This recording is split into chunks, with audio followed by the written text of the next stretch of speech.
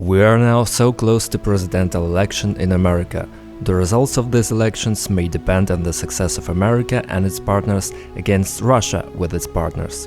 If Biden fails in Ukraine for some reason, for example, if the war lasts too long, too many victims and the lack of results, or if Ukraine defeat, in that case Biden would lose the presidential election and Republican candidate like Dos Santos or Trump would come to the throne.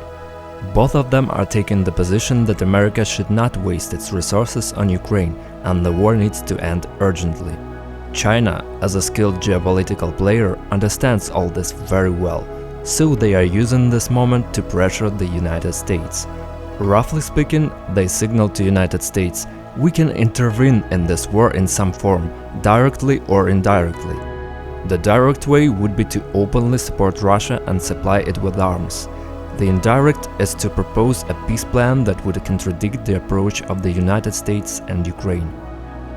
So, the goal of China's peace plan is to defeat the Democratic Party politically in the run-up to the upcoming election leading to Republican rule in the US. And such a change of power in America will play into the hands of China, which will be able to strengthen its position while America's internal changes take place. Ukraine and the United States plan to vote in the United Nations Assembly peace plan on the basis of Vladimir Zelensky's 10 steps. This plan provides for the liberation of all territories by the time of 1991, the punishment of all criminals, reparations, security guarantees. The United Nations General Assembly is gathering votes for this peace plan. We hope that some of the countries of Latin America and Asia would be brought to our side. If the plan wins the majority of votes, any other peace plan, whether Russian or other, would be immediately stopped because of the approved Ukrainian document. China's peace plan is a political attack aimed at Latin America, Africa and Asia. It's like there is the Ukrainian plan, there is the Russian plan and there is Chinese. It's compromise. Vote for it.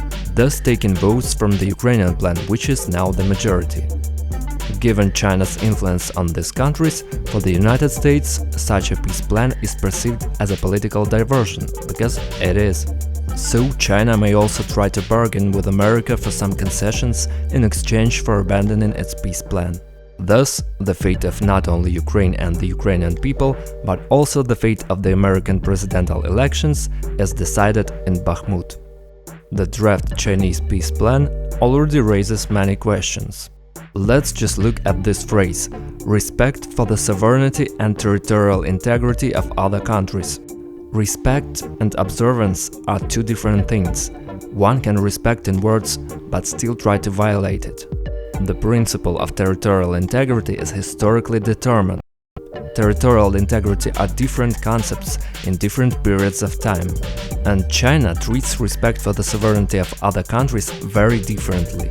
For them, it is the deglobalization and non-interference of other countries, such as the United States and China, in regional conflicts between countries, not that one country like Russia shouldn't attack its neighbors.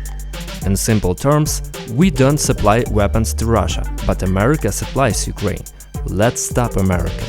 That is, this plan is not about peace in Ukraine, but about competition between China and United States. These thoughts belong to Ruslan Bortnik, CEO of the Ukrainian Institute of Politics. If you like the video, subscribe to the channel. I will share here information that I consider worthwhile.